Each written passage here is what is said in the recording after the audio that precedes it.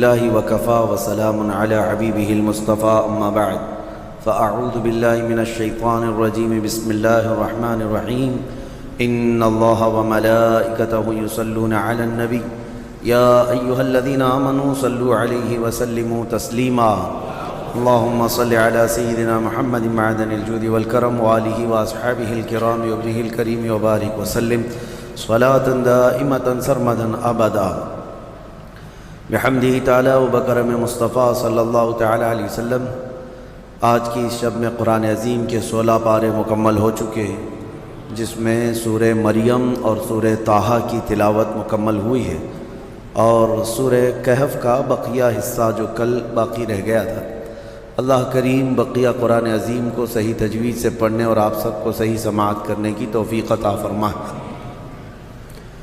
سورہ مریم یہ ایک ہی سورہ ایسی ہے جو کسی خاتون کے نام سے آئی ہے۔ پورے قرآن پاک میں حضرت مریم سلام اللہ علیہا رضی اللہ عنہا کا تذکرہ کثرت سے آیا ہے۔ دنیا کی سب سے پاکیزہ خواتین میں سے ان کا شمار ہے۔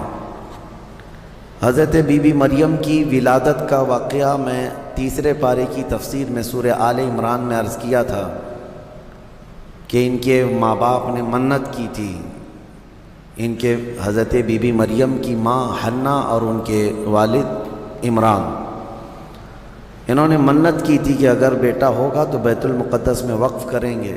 پھر وہ بیٹی پیدا ہوئی، پھر بھی انہوں نے بیت المقدس میں وقف کیا، اور جب حضرت بی بی مریم کچھ جوان ہوئیں تو ایسا ہوا کہ اللہ کریم کے حکم سے جبرائیل امین علیہ السلام آئے اور آ کر کے ان سے کہا کہ میں تمہیں ایک بیٹا دینے کے لیے آیا ہوں۔ تو حضرت بی بی مریم گھبرائیں، کہا انی اعوذ بالرحمن منک ان کنت تقیا، اگر تو نیک آدمی ہے تو دور ہو جا، میں اللہ کی پناہ مانگتی ہوں تجھ سے، مجھے آج تک کوئی مرد نے چھوا تک نہیں ہے۔ تو پھر حضرت جبرائیل نے کہا انما انا رسول ربک لاہب لک غلاما زکیا، میں تو تیرے رب کا فرشتہ ہوں، تیرے رب کا قاصد ہوں، بھیجا ہوا ہوں، اور تجھے ایک بیٹا دینے کے لیے آیا ہوں۔ بی بی مریم نے پوچھا، قالت انا یکون لی غلام ولم یمسسنی بشر ولم اک بغیا، مجھے بیٹا کیسے ہو سکتا ہے، مجھے آج تک کسی مرد نے چھوا نہیں اور نہ ہی میں بدکار عورت ہوں، مجھے کیسے بیٹا ہوگا؟ قال کذالک، جبرائیل امین نے کہا ایسے ہی اللہ چاہتا ہے۔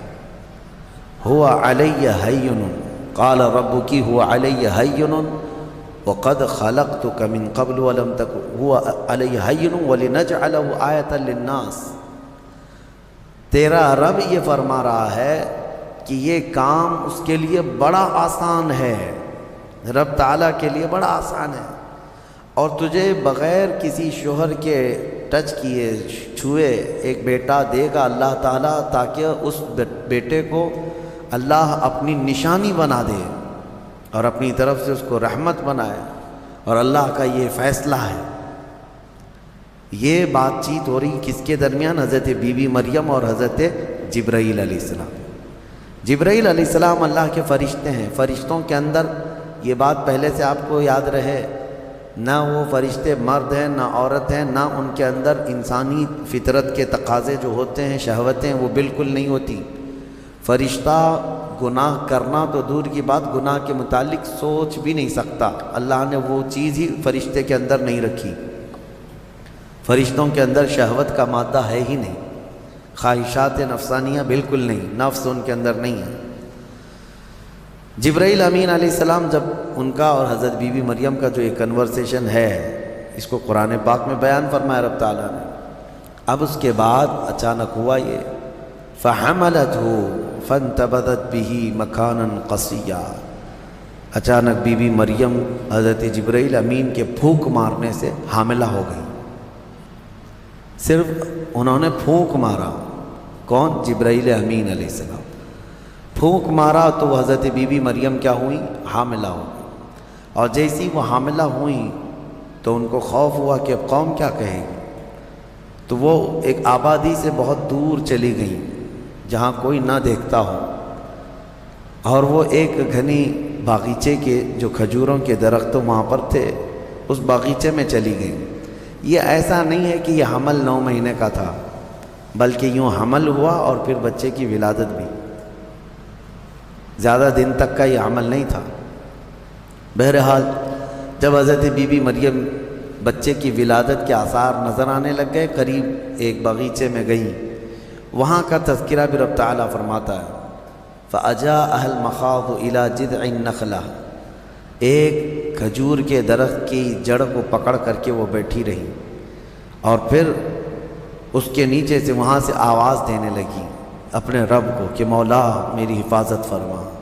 اور درد ایسا ہوتا ہے ولادت کے وقت کا، اس وقت کے الفاظ حضرت بی بی مریم کے قرآن فرما رہا ہے، وہ کہہ رہی تھی کنت نسیا منسیا، یہ درد سے پہلے میں مر گئی ہوتی، بھلا دی گئی ہوتی، کاش میں ان تمام چیزوں میں نہ ہوتی۔ عورت جو ہے اس درد کے وقت بہت ہی زیادہ فرسٹریٹ ہوتی ہے، بہت تکلیف دہ ہوتی ہے، تکلیف زدہ ہوتی ہے، اس قدر کہ موت کے وقت ہونے والی تکلیف سے تھوڑی سی کم تکلیف بچے کی ولادت کے وقت ہوتی ہے۔ ایک عورت کو یہ آسان چیز نہیں ہے، اس کی تقریباً 40 کے قریب ہڈیوں سے تو روح نکل چکی ہوتی ہے عورت کے جسم سے جب بچے کی ولادت کا وقت قریب آتا ہے، اور وہ موت کے منہ میں جا کر کے واپس آنا یہ معمولی بات نہیں۔ اسی لیے اللہ تعالیٰ نے قرآن میں اس کا ذکر فرمایا، وہ حمل یعنی عورت جو ہے حملہ وفصالہ 30 شہر، یہ آیت ہے، اس میں اللہ تعالیٰ فرماتا ہے ووضعتہ کرہا، جب وہ بچے کو جنم دیتی ہے تو بڑی تکلیف کے ساتھ دیتی ہے۔ حضرت بی بی مریم کا بھی جب وہ وقت آیا تو وہ درخت کی جڑ کو پکڑ کر کے آواز دینے لگی کاش میں اس درد سے پہلے ختم ہو چکی ہوتی، بھلا دی گئی ہوتی۔ تو رب تعالیٰ کی طرف سے آواز آئی اللہ تحزنی وقد جعل ربکی سریا، گھبرا مت اے مریم، تیرا رب تیرے لیے آسانیاں پیدا فرمائے گا، آسانیاں پیدا فرمائے گا۔ اس درخت کو ہلاؤ، پکی کھجوریں گریں گی تم پر۔ حضرت اللہ کی طرف سے حضرت بی بی مریم کو جو پیغامات آ رہے تھے یہ کیا تھے، یہاں پر بھی میں بتا دوں، اللہ تعالیٰ اپنے بندوں کو جو پیغامات دیتا ہے اس کے 3 طریقے۔ ایک وحی ہے جو نبیوں کو دی جاتی ہے، یعنی وہ وحی ہے، اس کو وحی کہتے ہیں، جو اللہ تعالیٰ کا پیغام نبی کو آئے۔ وحی کے بھی کئی طریقے ہیں، ڈائریکٹ اللہ تعالیٰ سے وہ کلام کر لیں یا کسی فرشتے کے ذریعے سے کر لیں، جیسے جبرائیل امین علیہ السلام جو لے کر کے آتے تھے اور نبیوں کو پہنچاتے تھے، یہ بھی کیا ہے، اس کو کیا کہتے ہیں، وحی، وحی ہے۔ اور اللہ کے ولیوں کو جو پیغامات اللہ کی طرف سے ملتے ہیں، اس میں فرشتہ تو نہیں آتا، لیکن اللہ تعالیٰ ان کو کچھ باتوں کی ہدایت دل میں ڈالتا ہے یا ان کے ذہن میں، دماغ میں وہ چیزیں اچانک اترتی ہیں، اس کو کہتے ہیں الہام۔ یہ وحی نہیں ہے، یہ کیا ہے، الہام۔ اور عام مومنین کے دلوں میں بھی اللہ ہدایت ڈالتا ہے، آپ کو خود بھی کچھ چیزیں سمجھ میں آ جاتی ہیں، یہ صحیح ہے، یہ غلط ہے، یہ اللہ کی طرف سے دی ہوئی ہدایت ہے، اس کو القاء کہتے ہیں۔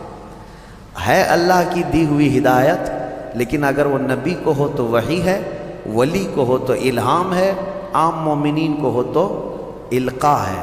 اور کچھ کافروں کو بھی ہوتی ہے، کافروں کو جو چیزیں معلوم ہوتی ہیں اس کو استدراج کہتے ہیں، یعنی وہ بھی کچھ چیزیں معلوم کر لیتا ہے۔ بہرحال یہ ایک الگ بحث ہے۔ حضرت بی بی مریم کو یہ الہام اللہ کی طرف سے تھا۔ اللہ تبارک و تعالیٰ نے ان کو فرمایا کہ درخت کی یہ جڑ کو ہلاؤ، پکی کھجوریں گریں گی۔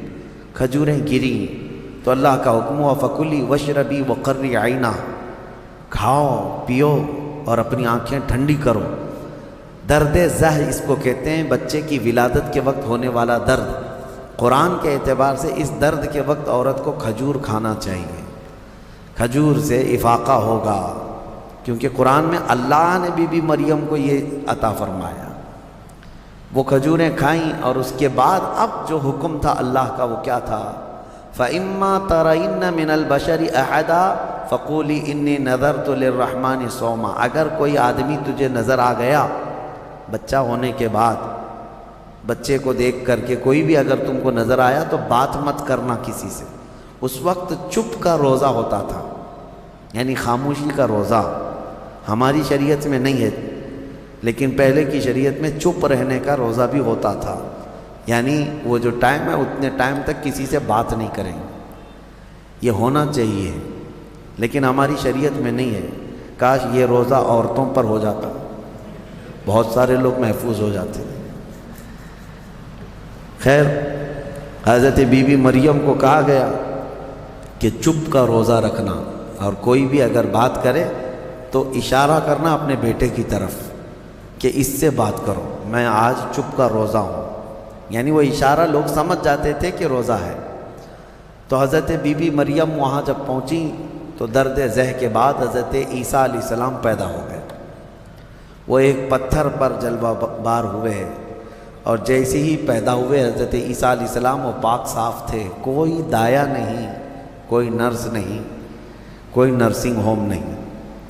یہ اللہ تعالیٰ کی قدرت تھی، ایک صحیح سلامت بیٹا، اور وہ بھی اللہ کی نشانی بنانی تھی بغیر باپ کے۔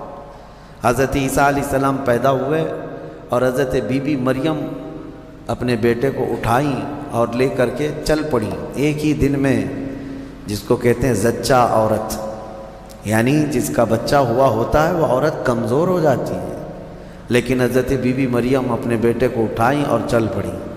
جیسے ہی وہ بستی کی طرف آنے لگی، ان کی گود میں بچہ تھا، لوگوں کی نظر پڑ گئی، کوئی ادھر ادھر چیمی گوئیاں شروع ہو گئیں، باتیں کانا پوسی، لوگ جمع ہوئے اور پوچھنے لگے، یا اخت ہارون ما کان ابوک امرأ سوء وما کانت امک بغیہ، اے مریم تو تو بڑی پاک خاتون ہے، اخت ہارون کہا جاتا تھا پاک عورت کو، تو بالکل ہارون کی بہن کی طرح ہے، تو نے یہ کیسے کر لیا؟ نہ تیرا باپ بدماش تھا، نہ تیری ماں بری تھی، یہ کہاں سے آ گیا تیرے اندر بچہ؟ فاشارت الیہ، بی بی مریم نے اپنے بیٹے کی طرف اشارہ کیا، اس سے بات کرو، میں آج چپ کا روزہ ہوں۔ لوگوں نے کہا، قالوا کیف نکلم من کان فی المہد صبیا، ہم اس سے کیسے بات کریں جو گود میں بیٹھا ہوا ہے؟ گود کے بچے سے بات کریں گے؟ تو اشارہ اس طرف کر رہی ہے۔ تو لوگ ابھی یہ بات چیت کر ہی رہے تھے، گود میں سے ہی حضرت عیسیٰ علیہ السلام بول پڑے، قال انی عبد اللہ آتانی الکتاب وجعلنی نبیا وجعلنی مبارکا اینما کنت واوصانی بالصلاة والزکاة ما دمت حیا وبرا بوالدتی ولم یجعلنی جبارا شقیا والسلام علی یوم ولدت ویوم اموت ویوم ابعث حیا۔ یہاں تک کا کلمہ عیسیٰ علیہ السلام نے گود میں ہی کیا۔ کیا کہتے ہیں؟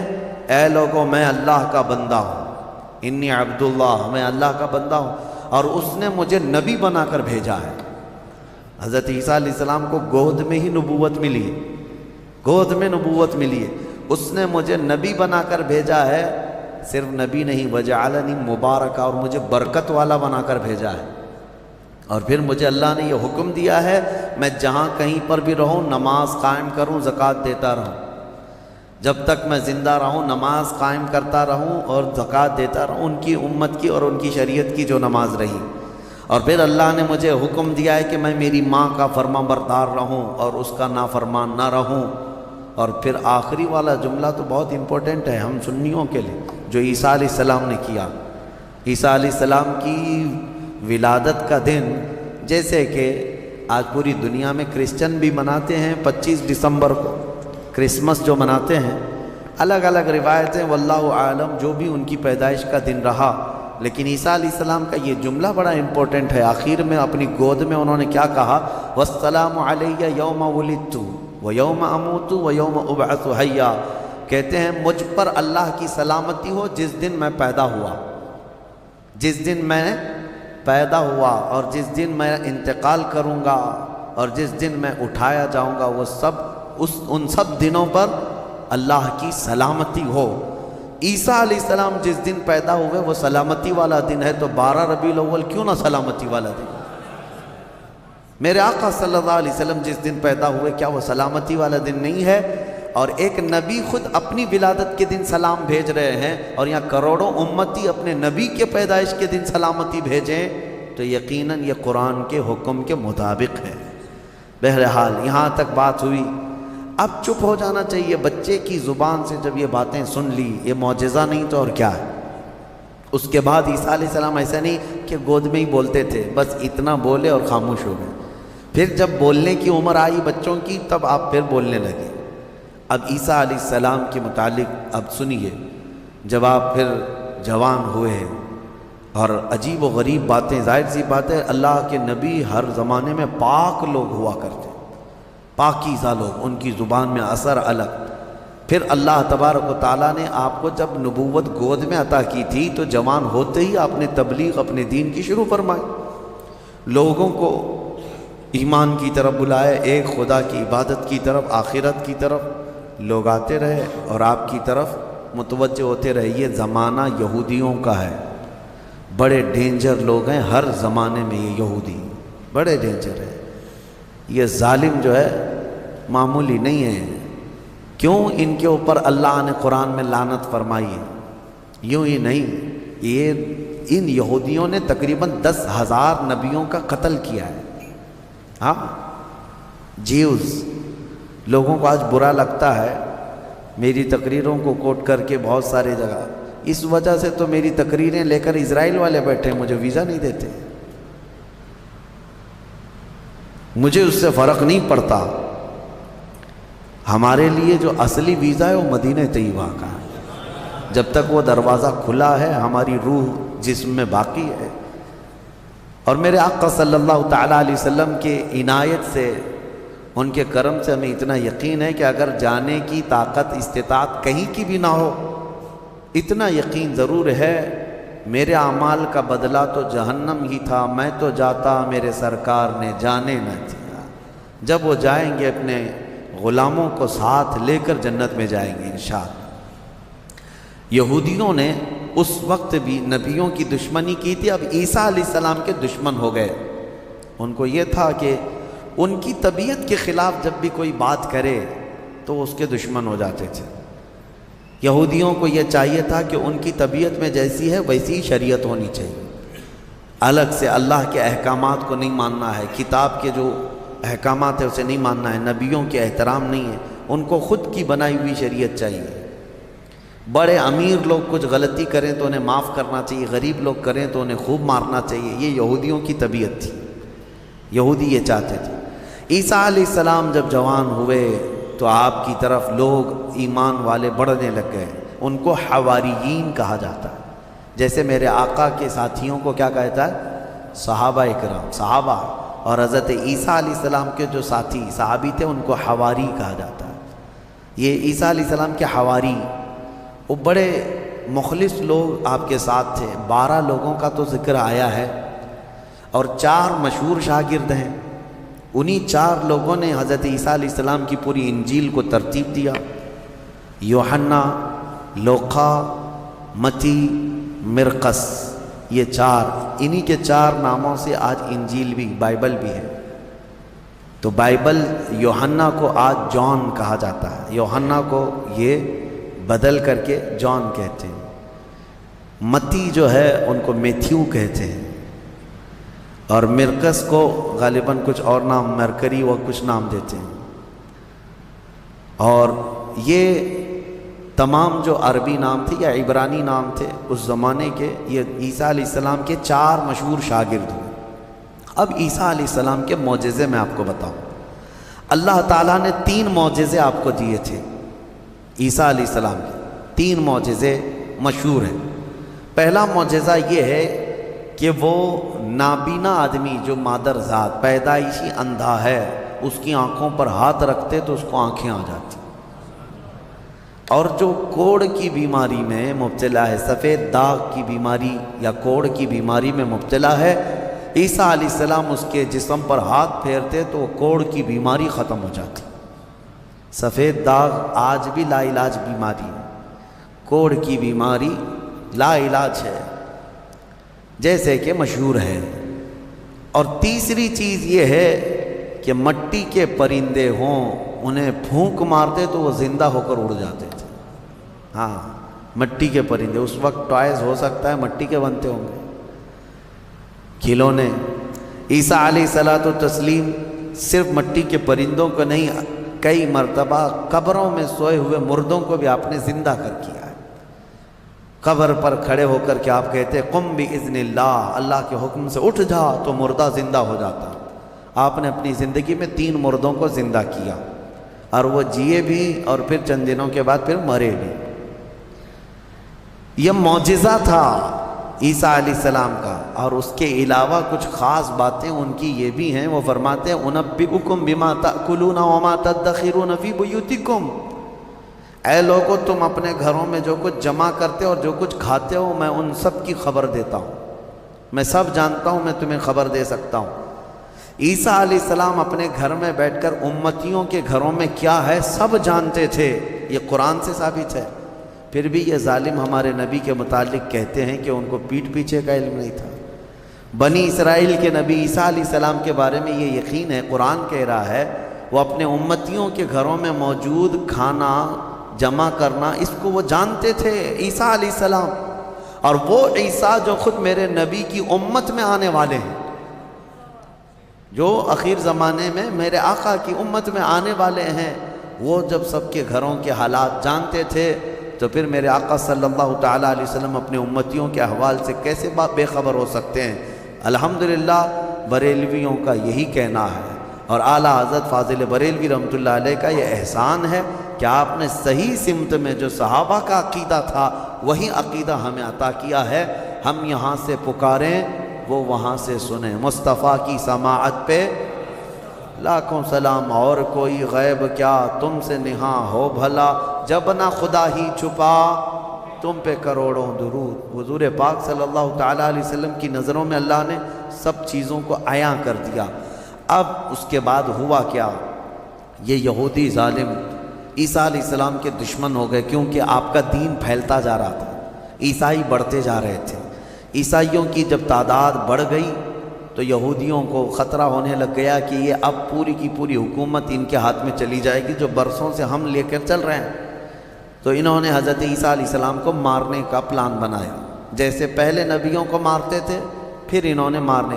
آج آپ کو یہ لگ رہا ہوگا کہ عیسائی اور یہودی مل چکے ہیں، یہ جھوٹی ملاقاتیں ہیں ان کی، یہ صرف اور صرف اسلام کی دشمنی میں دونوں اپنی جنگوں کو ٹھنڈی رکھے ہیں، ورنہ ہر زمانے میں سب سے زیادہ خطرناک لڑائیاں عیسائیوں کی اور یہودیوں کی ہوئی۔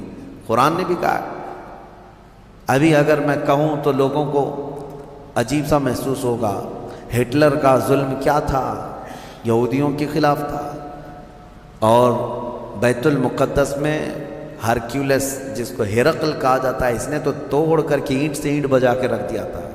ٹائٹس ایک بادشاہ گزرا عیسائیوں کا، اس نے تو پورے یہودیوں کو ختم کر رکھا تھا، خون سے نہلا دیا تھا پوری زمین کو۔ بہت مرتبہ ان کی لڑائیاں ہوئی، اور جب یہودی پاور میں آتے عیسائیوں کو مارتے تھے۔ یہ جنگیں تو چلتی رہی ہیں کتنے سالوں تک۔ وجہ بھی ہے جنگوں کی کہ انہوں نے شروع کیا، یہودیوں نے عیسائیوں کو برباد کرنے کے لیے انہوں نے پہلے کیا کیا، ان میں گھس کر کے ان کے عقیدے کو چینج کیا۔ پہلے عیسائی ایمان والے تھے، عیسیٰ علیہ السلام پر ایمان رکھتے اور عیسیٰ علیہ السلام کو اللہ کا بیٹا نہیں اللہ کا رسول مانتے تھے، اللہ کے رسول ہیں وہ۔ یہودیوں نے انہیں گمراہ کیا، پادری بنا بنا کر کے انہیں میں گھسا دیا کہ وہ پادری ایسے چرچوں میں گئے جہاں جا کر کے انہوں نے بائبل کو اپنے انداز سے شرح لکھنا شروع کیا کہ اس کا مطلب یہ ہے، اس کا مطلب یہ ہے، اور پھر بعد والی جنریشن نے اس کا عقیدہ بنا لیا۔ یہ یہودی اسی طرح سے ہماری امت میں بھی گھس گھس کر کے فرقے بنائے ہیں، ان کا کام یہ ہے ہر زمانے میں۔ اور یہ میں ہوا میں نہیں بول رہا ہوں، باضابطہ انہوں نے یہ سب کام کر کے کتابیں بھی لکھی ہیں کہ ہم نے یہ کیا ہے، اعتراف کیا ہے۔ مارکیٹ میں آج کتابیں ملتی ہیں، یہ جو کرتے ہیں اور اس کے بعد اعترافی کتاب بھی لکھتے ہیں کہ ہم نے یہ کام کیے ہیں۔ بہرحال عیسیٰ علیہ السلام کو قتل کرنے کا منصوبہ بنایا اور ان کے گھر کے اطراف جمع ہو گئے۔ عیسیٰ علیہ السلام کو اللہ تعالیٰ نے وحی کے ذریعے بتا دیا کہ تمہارے دشمن تمہارے قتل کے درپے ہیں۔ عیسیٰ علیہ السلام اپنے حواریین سے رات میں ملاقات کرتے ہیں، ان کو دین کے ساری باتیں پیش کرتے ہیں، اور جو انجیل تھی جس کو یہ بائبل کہتے ہیں وہ سب اپنے شاگردوں میں تقسیم کر دیا اور سب کو الگ الگ جگہ جانے کا حکم دیا کہ تم فلاں جگہ چلے جاؤ، تم فلاں جگہ چلے جاؤ، تم فلاں جگہ چلے جاؤ۔ اور پھر سب کو یہ اپنی آخری وصیت میں کہا میں اللہ کے حضور جا رہا ہوں۔ یہ ان کے آخری پیغامات تھے اپنے شاگردوں کو، اپنے صحابہ کو، اپنے حواریین کو کہا۔